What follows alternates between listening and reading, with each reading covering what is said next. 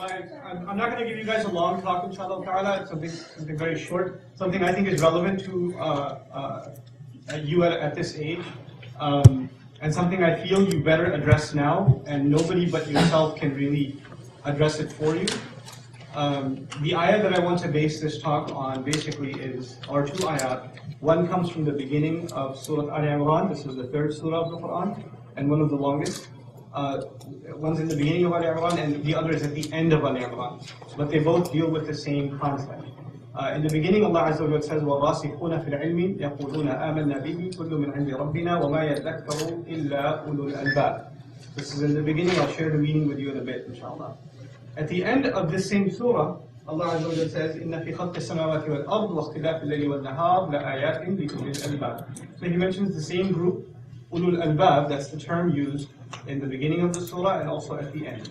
You know how in a class, if a good teacher is teaching a class, they'll start with a lesson, they'll get into lots of stuff, and by the end of class, right before they let you go, if they know what they're doing, you know what they're going to do? They're going to review everything they talked about in the beginning. They won't leave you without doing sort of a recap of everything we talked about. Remember, A, B, C, D, this is what we did today, right? That's the idea. The same thing happens in the Quran a lot. So Allah will talk about a bunch of things in the surah, but by the end, He'll wrap it all up by bringing up exactly the very things He started with. Okay, this is what's happening in this surah also. Allah mentions a group called Al-Rasikhuna fil Ilm, those who are deeply rooted in knowledge. And before I go on, I want to share one more thing with you guys, which is that when you're learning, when you're listening to a talk or a speech or a lecture or anything like that, doors open, people walk by, kids cry, people scratch their heads, all kinds of things happen that would never get your attention. You would never look at those things ever, unless you're sitting in a lecture. Then all of a sudden the door opening becomes the most interesting. Watch. 20 heads. Oh my God, it opens all the way. And you're going to walk all the way across the room and all the heads go that way, and go that way, right? So when you're learning, when it comes to learning, it takes very little to distract you. So much as a squirrel going up a tree. If you're sitting in college in your classroom and a squirrel goes up a tree out the window, 400 people. Like that, right? Even if they're PhDs. So try to avoid the temptation, and inshallah ta'ala, you'll become better learners that way. So what was I talking about before the door opened? Gotcha, good.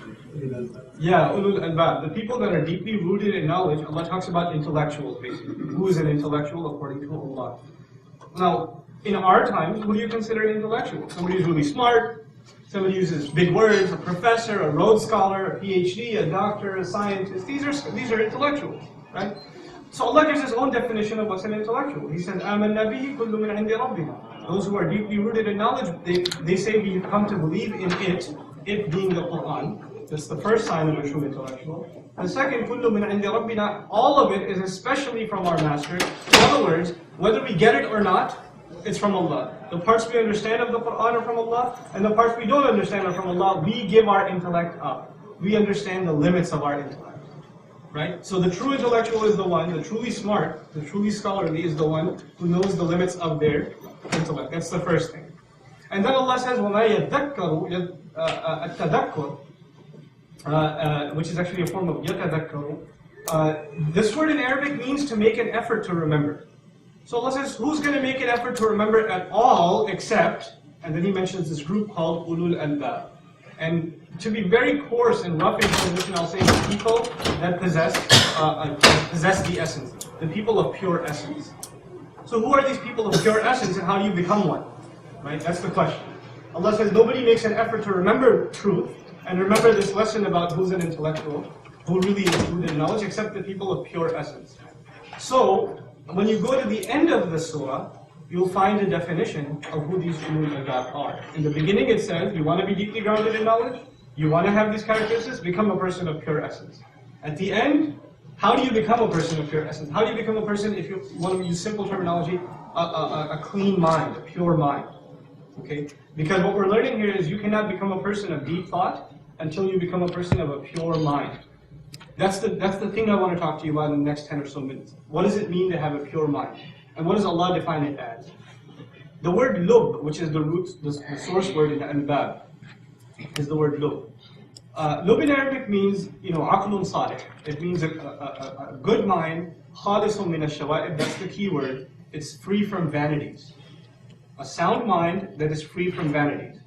And this is, if you don't remember anything from this talk, this is what I'd like you to remember. A sound mind is one that is free from, what was the word again? Vanity. Vanity. Useless thought. Useless knowledge. And we're living in a society, and in times, it's not even just in the United States, it's all over the world, where there's what you can call information overload. We're all Googled out. Okay, we have too much information. And information is being bombarded to us, left, right, and center, wherever you go. Messages are being pumped at you in advertising, when you turn the radio on, when you're flipping channels, when you're going through websites, banner ads, this, that, the other, sports statistics, characters in movies, how many seasons of what show, and what happened to that guy, and what they are, from video games to movies to news to everything else. There's tons and tons and tons of information is being bombarded at you, right? And you can't even so much as drink a bottle of Snapple. You take the cap off, and what do you get? A useless fact on the back, right? It's constantly you're being exposed to information. And you get exposed to so much information that you can't tell the difference between useful and useless information anymore. You become desensitized. You have so much information that you can't tell what's useful and what's useless. Because, it's all just a big mess in your head. But the other thing that happens is, when you really come across some really knowledgeable, beneficial information, something that's really going to help you in life, you don't appreciate it. You put it on the shelf along with all the other junk in your head. You don't really see what the point of it is. I'll give you an example of that. You know what's been said about Surah Yusuf in the Quran? How Allah introduces it? How does Allah praise the story of Yusuf? What does He call it? It's a famous thing. We're telling you what? We're narrating on to you, even if you know the rough translation. The best narrative. This is the best story. Allah calls the story of Yusuf alayhi salam the best story. You can chit chat later. Can you turn it off? Okay, fine, don't close the door. I'll stop talking. How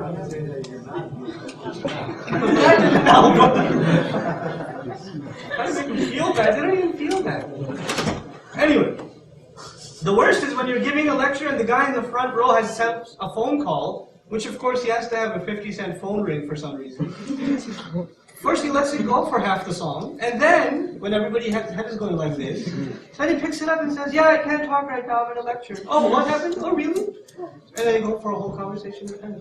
So, be considerate to your audience. Anyway, so be considerate to a speaker. It takes a lot to speak, and you guys get distracted easily, imagine the speaker. Right? They see a distracted, like, where am I? What am I doing? Okay. So what was I saying again? Useless and useful information. Very good. Okay.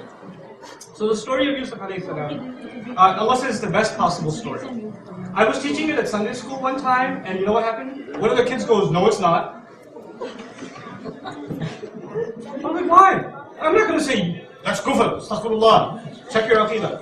He's in 3rd grade. He said, no, it's not. I said, why isn't it? He goes, Dragon Ball Z is so much better.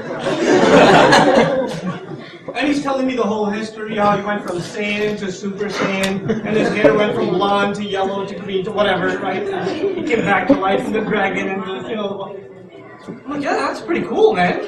That is pretty interesting. But Allah says what? That the story of Yusuf is the best story. But it might be hard to convince a child of that. They might be more impressed with their video game, the story, the plot in their video game, or the story they're watching in a cartoon show, right? Or a movie they saw. They thought that was an awesome storyline. So many twists and turns. So how do you explain that to a child, or how do you convince them even? You don't have to actually. Allah at the end of that, so remember how I said the lessons in the beginning and then the answer or reviews at the end? What happens at the end of Surah Yusuf? Allah says, لَقَدْ كَانَ فِي قِصَصِهِمْ عِبْرَةٌ. In their stories there are lessons, profound lessons, but for who? Not for everyone. لِأُولِي الْأَلْبَابِ. For the people of what? What is ulul albab? Pure minds that are free from what?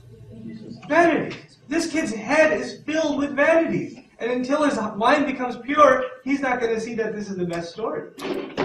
Right? The fact that he doesn't see it as the best story is a proof that his mind hasn't been what? Hasn't been cleansed yet. It's dirt. It's full of garbage, fluff. You know, and this is stuff like, you know, mashallah, if you think it's hard to memorize Quran or it's hard to remember a lot of Islamic knowledge and you think that's impressive, it's not. Because you guys know so much about an actor and how many babies they adopted, or, you know, what color they dyed their hair in what year, and you know so much about, you know, what happened in what episode in what show. You know so much about the sports statistics, some of you guys, right? Free throw averages and touchdown averages and how many playoff victories and how many years, you know, we have all this useless, absolutely worthless knowledge. And it's there to make small talk. In the end, the only reason we have this information is to make small talk with each other. Sometimes this useless knowledge is something about, it's something useful in and of itself, but we get obsessed with it, like cars or technology or the, you know, the new app or whatever it may be, you know. But our heads are filled with so much of this useless stuff. It's a testimony that it could have been filled with useful stuff too. We just didn't want it to. We thought this was a better use of our mind. Allah gave us such an amazing thing, and it's being used for such junk. Right? The mind is an incredible thing. In a hadith, the Prophet says, "Ma khalaqa Allahu khalqan akrama alayhi min al-aql." Allah didn't create anything more noble than the intellect. That's what he says in the hadith. It's an amazing, this mind of ours is an amazing thing. And imagine how sad it is how it's being put to use. I went to this kid's house one time, and he was playing, I think it was Final Fantasy 9, 10. What's the new one out, you know?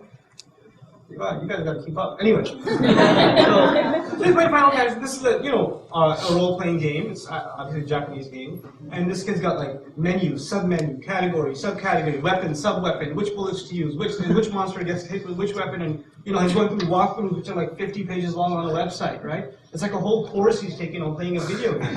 And I'm remembering, man, when in the early 1800s when I was playing video games, this is what a video game was. Bong.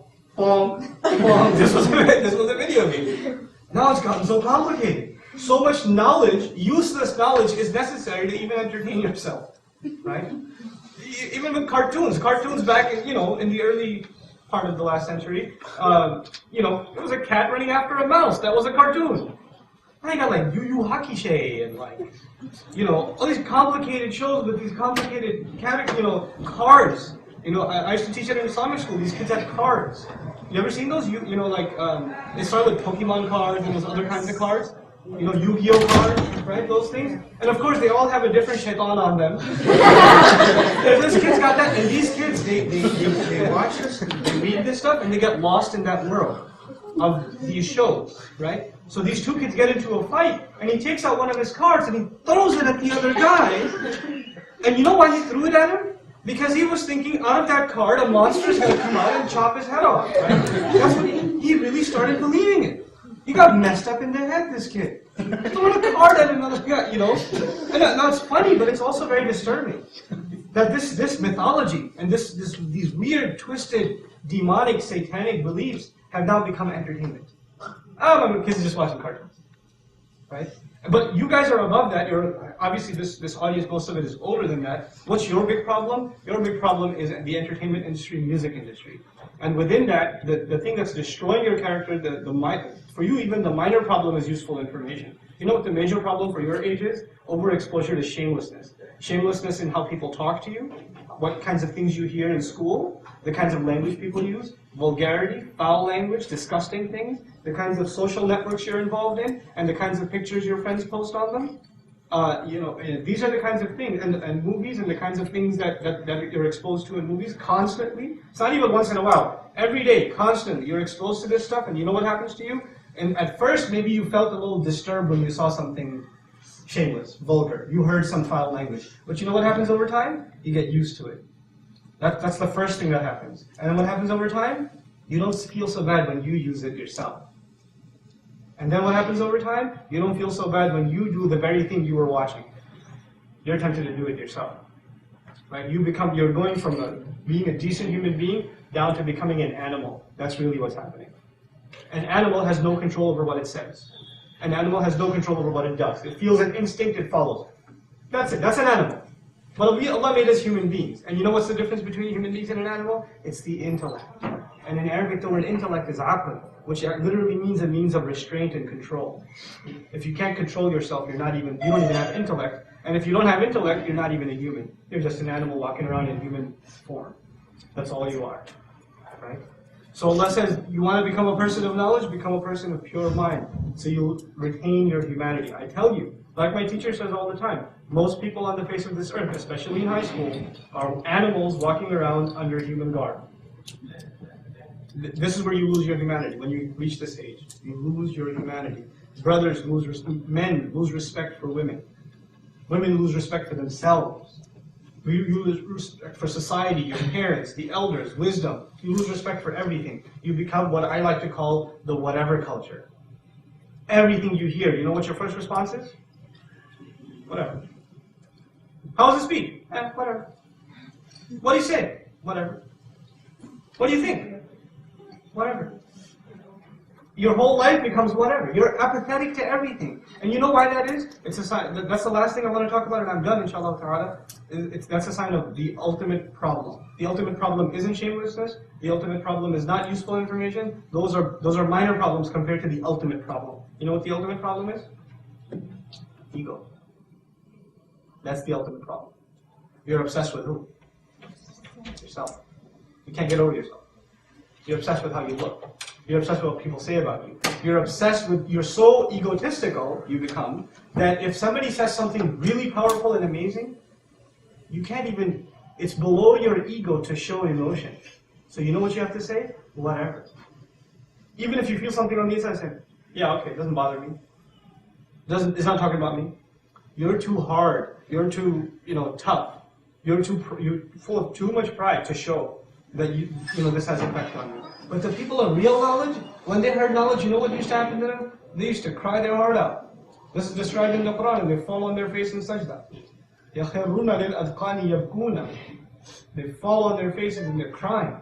But you get filled, you get so inflated with your ego. Your ego comes from how you look, what your status is, what people say about you, how popular you are, how good you think you look, how smart you think you are, how much money you think you have, what kind of car your parents drive or you start driving soon. Right? These are just symbols of ego, and you get inflated. And by the way, what was the ultimate problem of shaitan? How many haram things did he do? So he gets to be called shaitan. Right? Well, how many people did he kill or murder? Or what kind of crimes did he do that he gets to be called shaitan? Yeah, ego. He had an ego problem. Why him? It's dust, clay, man. Fire right here. He said whatever. Basically. That's what he said. Make sajda, whatever. Right? That's the ultimate ego problem. So whose footsteps are we following? Allah says, وَلَا تَتَّبِعُوا خُطُوَاتِ الشَّيْطَانِ. And guess what? That's the biggest problem of our youth today. Yourself. Excuse me, how about I don't care? That's very well said. I don't see this apathy, this distancing yourself from emotion, responsibility, distancing yourself from actually even your own self. This is actually a deeply spiritual problem that is faced by our youth. And when that happens, it's easy for you to turn to an animal. That's really what's happening. And you aren't being told that enough. You're not being told that enough. Nobody's there to tell you, listen, your friends are turning you from a noble human being into nothing more than an ornate animal. That's what they're turning you into. So you need to change your company. You're not being told that enough. And so the people around you are your destruction. So, and that's really what I wanted to get at in the end, inshallah. There's three major problems I brought to your attention. One was useless knowledge. That's what I tried to bring to your attention. The second was overexposure to what? Shamelessness in speech, in company, in things you see, and being desensitized to that. And the third is basically the root of all of this, which is a problem of ego. That's really these three things. Now, this is supposed to be a verse on the Quran. So the last thing I want to tell you, remember I said the people of a pure mind, Allah defines them at the end of Al-Quran. So what does He tell us? Basically, He tells us two things they do. الذين يذكرون الله قياما وقعودا وعلى جنوبهم ويتفكرون في خلق السماوات والأرض. And that's it. He just tells us two things about these people that you need to know at the heart of it. He said these are people who remember Allah all the time. When you remember Allah all the time, you are remembering someone who's greater than yourself. Right? And the more you remember His greatness, the more it reminds you of what? How pathetic who is. You are. It keeps your ego in check. And the more egotistical you become, the more it's a sign of the fact that you don't what? Don't remember Allah. If you were really remembering Allah all the time, you wouldn't have time to be obsessed with your ego, you'd be obsessed with Allah and His magnificent power in creation. You'd be humbled by it all the time. So the first solution to a person with a pure mind is they remember Allah. And then anything that takes them away from remembering Allah, they see that as an enemy. So it's, if your friends take you away from remembering Allah, if it's your laptop that takes you away from remembering Allah, if it's your iPhone that takes you away I have an iPhone, it's okay. But it's right? iPod, fine. iPod Touch that takes you away from remembering Allah. If it's your PS3, if it's Grand Theft Auto 57, whatever, right? If that takes you away from remembering Allah, then that's what's turning you into an animal. And actually more like a zombie when you're playing those video games, right? Allah describes the heedless as cattle. أُولَٰئِكَ كَالْأَنْعَامِ بَلْ هُمْ أَضَلُّ. They're like cattle, they're even worse. Look at a kid playing video games. Don't tell me they don't look like cattle. That's all they're doing. Allah compares them to cattle because cattle has no idea what's going on around it. You know that? A cow has no idea what's up. A car could pass by on the highway, won't even look up. Now watch somebody who's playing video games. There could be a fire in the house. That's all that's going on. They turned into cattle, even worse. Even worse. Even worse because the cattle, at least it's naturally that way. You were given reflexes. You were made aware. You became worse than subhanAllah. SubhanAllah. So I mean, I don't want to give you a complicated academic lecture. I just wanted to bring forth concerns that I see are the primary concerns for youth, inshallah ta'ala. I just wanted to share with you a heart-to-heart. I don't claim that I'm above these problems. I probably had similar or worse problems when I was your age, but nobody was there to tell me. Nobody was saying, man, you're messed up. You need to become human. Stop being an animal. Really. When you use a lot of cuss language, don't think you're all hardcore because you can curse. I can curse better than you. But the fact that I hold myself back, you know what that means? I'm more human than you are. That's what that means. And you're less, because you can't control what? You can't control your tongue. So may Allah Azza wa Jal make all of you decent human beings. May Allah Azza wa Jal help you protect your humanity and make you good to your families and obedient to your parents. May Allah Azza wa Jal make you people who actually care and don't take an apathetic, egotistical approach to everything in life. May Allah Azza wa Jal make you identify your real priorities in life, especially when it comes to avoiding all forms of shamelessness. And secondly, taking care of your parents and being respectful to them. So I'd like to share with you exactly what I'm saying. Assalamu alaikum. Do we have a Q&A session? Do we have a Q&A session? No, right? No questions, right? Can I voluntarily initiate one? Is that a question or a comment? Okay, go ahead. Well, I was just wondering because I thought it's important for maybe you could advise us.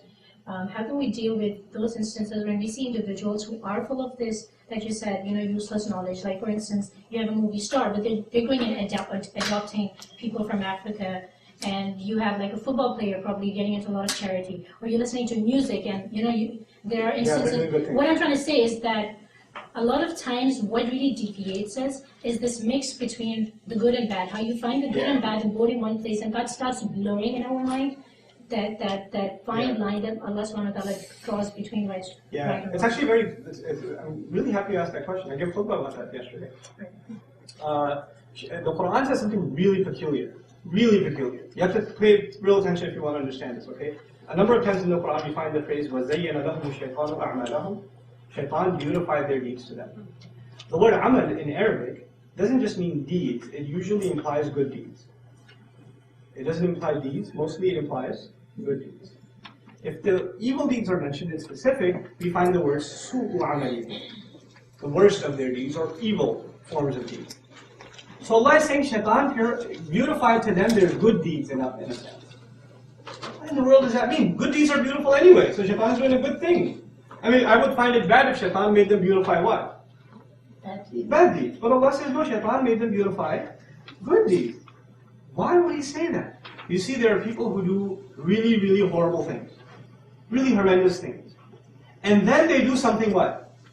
Good. And then shaitan makes them say, man, you're so good. You do this one good thing. You're such an awesome person. People should be just like you. And they make them, that one good thing makes them forget what? The really bad thing that they just did. right? So what shaitan does is, he makes you worry about that one good thing and highlight that. And that's supposed to compensate for all the, by the way, Fir'aun tried this. Musa alayhi salam came to Fir'aun, said, let Bani Israel go. Fir'aun says to him, Alam Rabbika Fina Walida? Didn't we raise you as a child? Didn't you spend many years with us? Is that a good deed or no? That's a good deed. You know how Musa responded? Yeah, you did do that a real big favor to me. Does that mean you get to enslave Bani Israel? So you did that really good thing. Thanks, you babysat me for so many years. I guess that lets you become a slave owner for an entire nation. How are you comparing these two things? One doesn't cancel the other out. This isn't positive and negative in a video game. You lose points for doing this, you gain points for doing that. This one doesn't erase the other necessarily. No. And so we have to understand when somebody does something evil or they're associated with something evil, we call it that. Not people don't only do bad things and people don't only do good things. People do a mix of all of those things, right? And it's okay to appreciate a good athlete. There's nothing wrong with that. But thinking that these are the people to look up to, what do they look up to? What's their goal in life? Once this guy loses his knee in an accident in a basketball game, is he still going to be your hero? All that. What did you look up to? How high you can jump? That's it. So you're basically only looking at things that are less than. I come back to the same point. Less than human, less than decent. Anybody can do that. But look up to someone who makes you an awesome person. Which is why I didn't say this advice before, but I'll say it now. I'm ranting now, but find older people to be friends with. It's good to have older friends. They're more mature than you. They're smarter than you. They can tell you when you're acting stupid. Friends your age make you dumber. Seriously. Friends older than you make you smarter. Yes? I'm just looking at the things that you said, that the shaitan would make us the one good thing and highlight it. And with this thing, would the shaitan make us arrogant with this one and forgetting that arrogant and happy with it. That's the lesson. Maybe it's which is takes the shaitan away from Jannah. Yeah. That's the first sin. God isn't even takes the shaitan away. But nobody else has a question, right? And everyone's waiting on. Yeah. I made him listen to me. It's not right. Yeah. okay. Yeah. Well, I just kind of want our advice. Like, okay, so many of us, like, what happens is our highest, like, our Quranic, going back to the Quran, our highest educational Quran is like many of us go through life with only like the 3rd grade understanding of the Quran, where we either stop studying it or we don't go anywhere past like just reading it once, or just like memorizing just a few things from the back of Juz Allah. And like, what is something that we can do to continue it? And also, like, what would you set, like by, for example, not that we should set like limits or anything like that, or boundaries or like stages, but in a way, what would you say, like, okay, by age 10 you should know, by age 10, by age 15 you should like be at this point. Well, so for some of you, those ships have sailed, right? So might as well just identify milestones instead of age milestones. Because none of your or very few of your parents here, so. But what I think is the advantage of the Muslim world is that you have scholars that have given really nice lectures on the entire Quran. Explain the Quran to people with proper tafsir in the language of the people. This is an advantage of the Muslim world. People have done this in the Arab world. People have done this in the Indo-Pak subcontinent. This is only beginning to happen in English now, where I don't think we are a people of reading as much as we are a people of what? Of listening. And when you listen to something, it sticks. When you read something, you forget. At least that's the case with me.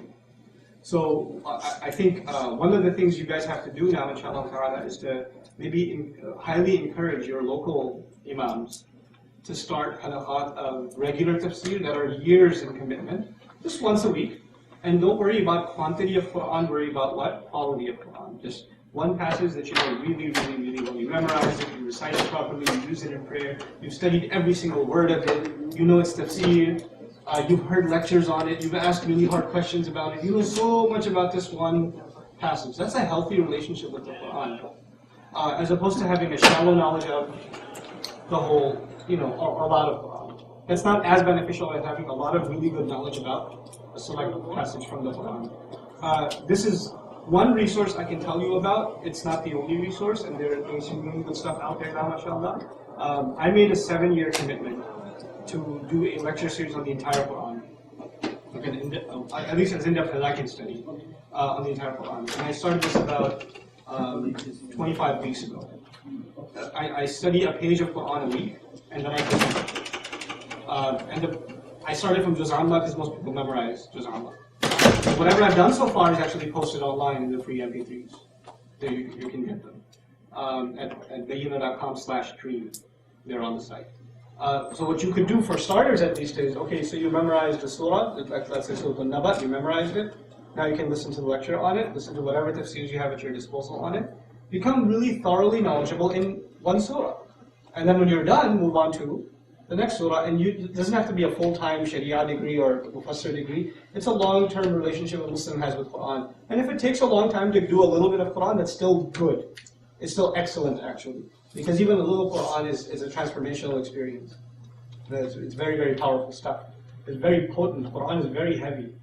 No writer, no songwriter, no entertainer is going to be heavy like that. You know, sometimes you listen to Hum and that was deep. That wasn't deep. Quran is deep. I'm telling you, it's deep. It rattles you to the core. Man. Whoa.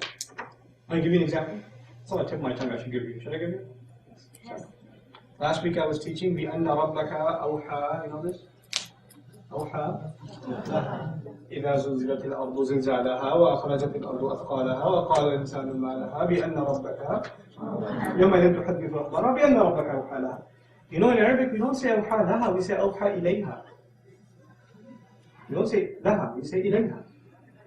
It means that the rough translation of the ayah is because its Lord, or your Lord, meaning Muhammad sallallahu alaihi wasallam, your master, had inspired the earth to give out its news. Meaning the earth, everything we do on the earth, it was being recorded, and you know who was watching it and absorbing it? The earth all this time. And on that day it gets to speak about everything it knows. It's been holding back, it's been quiet all this time, and then it gets to speak about it on the day of judgment. That is the ayah, يَوْمَئِذٍ تُحَدِّثُ أَخْبَارَهَا. Then Allah says, why does it speak on that day? بِأَنَّ رَبَّكَ أَوْحَى لَهَا. Because your Lord, rough translation, because your Lord inspired it. Okay? Your Lord inspired it. But if you want to say inspired it or instructed it even, you don't say أوحى لها, you say أوحى إليها. The meaning changes with la. The meaning is because your Lord inspired it and gave it permission. وَأَذِنَ لَهَا. This is mahdoof. He gave it permission. You know what that means? You know, when you instruct someone, they may or may not want to do it. If I tell my daughter, go get me a glass of water, maybe she wants to get it, maybe she doesn't, but she's going to get it because I instructed her. But if I give her permission to go outside, then I know one thing for sure. That she what? She wanted to go. What we learn from that lam in the ayah is the earth wanted to speak all this time. The earth is like, it's been stuffing its stomach with all this nasty news, these secrets that it can't hold, and it's begging Allah, let me speak. Let me speak. There's too much, I can't take anymore. And then finally Allah says, go ahead. So we're learning that the earth is very impatient with us. It's holding back. The only thing holding it back is that Allah hasn't yet given it permission, but it wants to. You know, and it's going to regurgitate on that. SubhanAllah, just with that, man. It's deep, man. This stuff is deep. You just sit there and you go, whoa. The way you walk the earth now changes. You take it easy. You know, it changes your attitude. It's heavy stuff. So I mean, if you become a student of Quran, inshallah ta'ala, it's really, and then your mind is thinking about this stuff, and now you have no time for vanities. Hence becoming a person of pure mind. Allah make us of those people, inshallah. I'm not going to answer any more questions. Please don't ask me.